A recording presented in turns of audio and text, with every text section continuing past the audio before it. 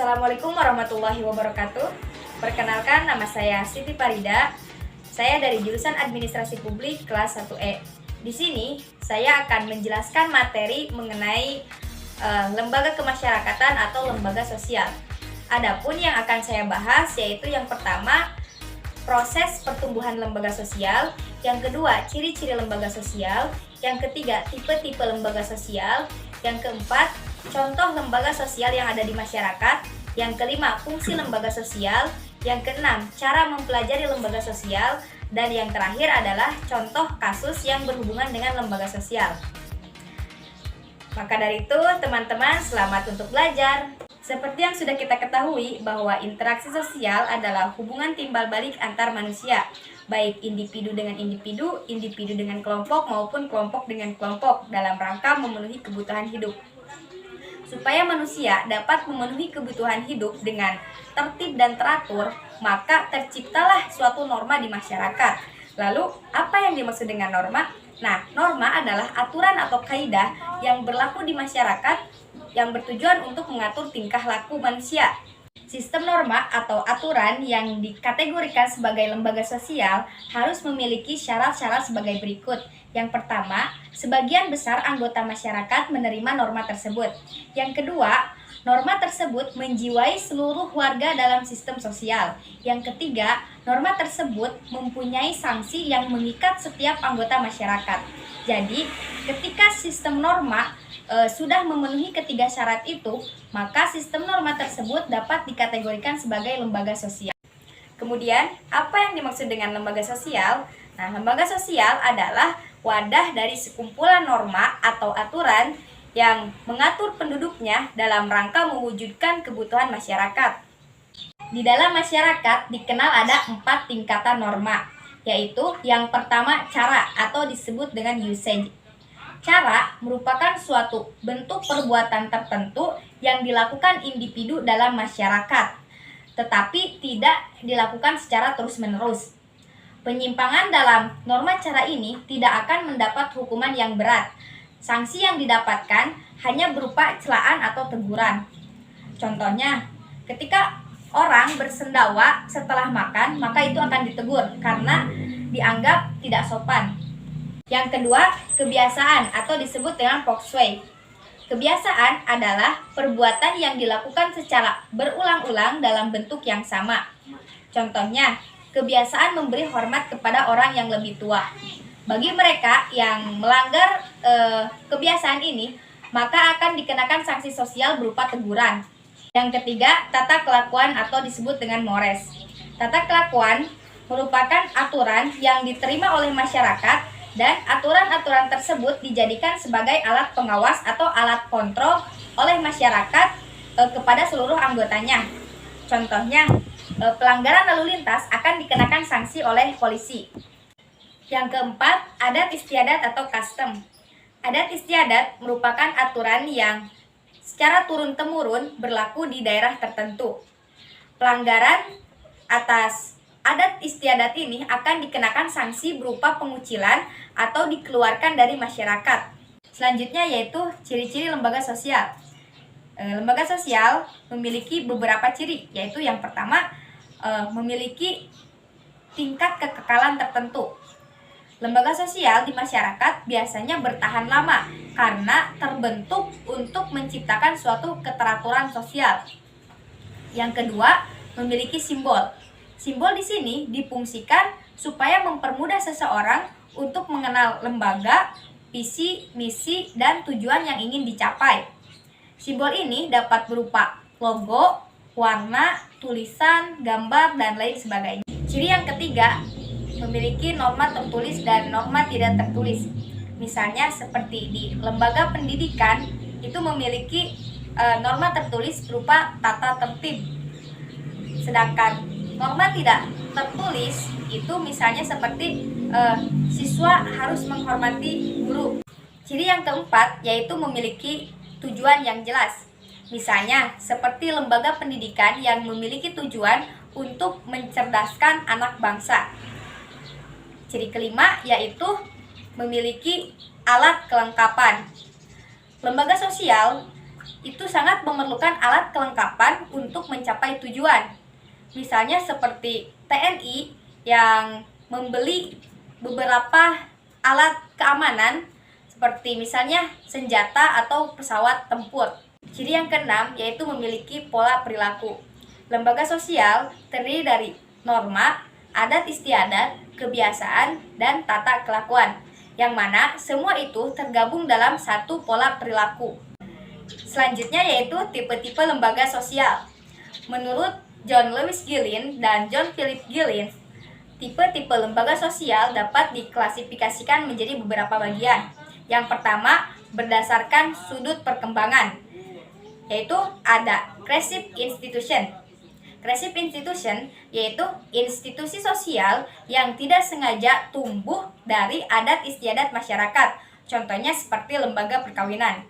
Yang kedua ada Inaction Institution, yaitu institusi sosial yang sengaja dibentuk untuk mencapai suatu tujuan tertentu, contohnya seperti lembaga pendidikan.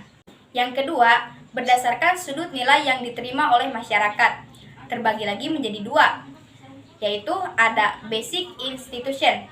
Basic Institution merupakan institusi sosial yang dianggap penting untuk memelihara dan mempertahankan tata tertib dalam masyarakat, contohnya seperti keluarga, sekolah, dan negara. Yang kedua ada Subsidiary Institution. Subsidiary Institution merupakan institusi sosial yang berkaitan dengan hal yang dianggap kurang penting oleh masyarakat, dan hal ini berbeda-beda di masyarakat lain, contohnya seperti rekreasi. Nah, rekreasi ini mungkin bagi sebagian masyarakat itu dianggap kurang penting, tetapi bagi sebagian masyarakat lagi mungkin rekreasi ini dianggap penting. Tipe yang ketiga berdasarkan sudut penerimaan masyarakat.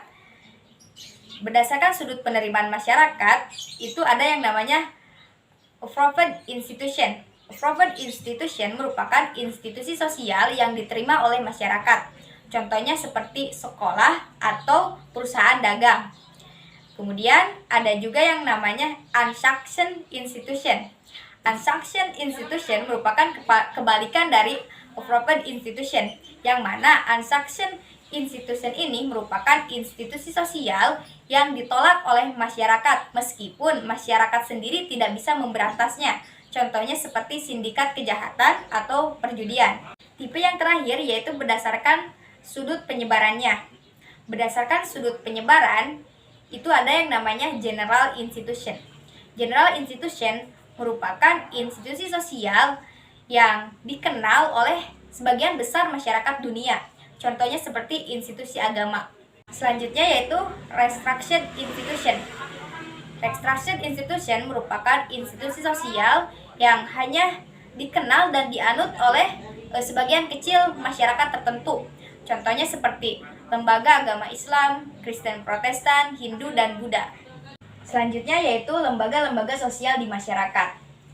Lembaga sosial yang ada di masyarakat yang pertama adalah lembaga keluarga. Lembaga keluarga merupakan unit sosial terkecil di masyarakat. Lembaga keluarga memiliki beberapa fungsi, yaitu yang pertama sebagai fungsi reproduksi. Artinya, dari pernikahan maka diharapkan akan memberikan keturunan. Yang kedua, fungsi proteksi. Keluarga memberikan perlindungan kepada setiap anggota keluarganya. Yang ketiga, fungsi ekonomi. Di dalam keluarga, ayah merupakan kepala keluarga yang mempunyai kewajiban untuk memenuhi kebutuhan ekonomi. Yang keempat, yaitu fungsi sosialisasi. Keluarga dapat membentuk kepribadian anak agar dapat menjalani kehidupan yang sesuai dengan nilai dan norma masyarakat. Yang kelima, fungsi afeksi. Keluarga berfungsi untuk memberikan kasih sayang dan perhatian. Yang keenam, fungsi pengawasan sosial. Keluarga saling kontrol atau saling mengawasi karena memiliki tanggung jawab yang sama, yaitu menjaga nama baik keluarga. Yang ketujuh, fungsi pemberian status. Melalui lembaga perkawinan, seseorang akan mendapatkan status yang baru, yaitu sebagai orang dewasa yang mampu bertanggung jawab kepada diri sendiri, keluarga, anak-anak, dan masyarakat. Yang kedua adalah lembaga agama. Lembaga agama yaitu suatu sistem yang mengatur tingkah laku manusia. Fungsi lembaga agama yaitu yang pertama sebagai pedoman hidup bagi umat beragama. Yang kedua sebagai sumber kebenaran. Yang ketiga pengatur tata cara hubungan antara manusia dengan manusia serta manusia dengan Tuhannya. Yang keempat yaitu sebagai prinsip benar atau salah. Yang ketiga lembaga ekonomi. Lembaga ekonomi bagian dari lembaga sosial yang mengatur tata hubungan antar manusia dalam pemenuhan kebutuhan hidup sehari-hari. Fungsi lembaga ekonomi yaitu yang pertama memberi pedoman dalam mendapatkan bahan pangan. Yang kedua, memberi pedoman dalam melakukan suatu pertukaran atau barter. Yang ketiga, memberi pedoman tentang harga jual beli barang. Yang keempat, memberi pedoman bagaimana menggunakan tenaga kerja, cara pengupahannya, dan cara pemutusan hubungan kerja. Yang keempat, yaitu lembaga pendidikan. Lembaga pendidikan yaitu lembaga atau tempat berlangsungnya proses pendidikan yang dilakukan dengan tujuan untuk merubah tingkah laku individu ke arah yang lebih baik melalui interaksi dengan lingkungan sekitar. Fungsi manifest dari lembaga pendidikan yaitu yang pertama, mempersiapkan anggota masyarakat untuk bisa mencari nafkah. Yang kedua, mengajarkan peran dan tanggung jawab yang harus dilaksanakan dalam masyarakat. Yang ketiga, mengupayakan tenaga pembangunan yang terlatih, terdidik, dan terampil. Yang keempat, menanamkan nilai dan norma di lingkungan masyarakat. Fungsi laten lembaga pendidikan yaitu yang pertama, mengurangi pengendalian orang tua terhadap anak. Yang kedua, mengajarkan peserta didik untuk dapat berpikir kritis dan berpikir positif. Kelima, lembaga politik. Lembaga politik adalah suatu sistem yang berkaitan dengan penyelenggaraan pemerintahan dan negara. Fungsi lembaga politik yaitu yang pertama, memelihara ketertiban di dalam negeri. Yang kedua, mengusahakan kesejahteraan umum. Fungsi lembaga sosial di masyarakat yaitu yang pertama, memberikan pedoman pada anggota masyarakat. Yang kedua, menjaga keutuhan masyarakat yang bersangkutan. Yang ketiga, memberikan pedoman kepada masyarakat untuk mengadakan pengendalian sosial atau kontrol sosial. Selanjutnya yaitu cara-cara mempelajari lembaga kemasyarakatan atau lembaga sosial. Ketika kita akan mempelajari lembaga kemasyarakatan, maka kita akan menemui 3 golongan pendekatan, yaitu yang pertama ada analisis histori. Analisis histori bertujuan untuk meneliti sejarah dan berkembangnya suatu lembaga sosial. Misalnya, meneliti mengenai asal mula dan berkembangnya lembaga demokrasi. Yang kedua adalah analisis komparatif. Analisis komparatif bertujuan untuk menelaah suatu lembaga kemasyarakatan dalam berbagai masyarakat berlainan ataupun berbagai lapisan sosial masyarakat tersebut. Yang ketiga adalah analisis fungsional.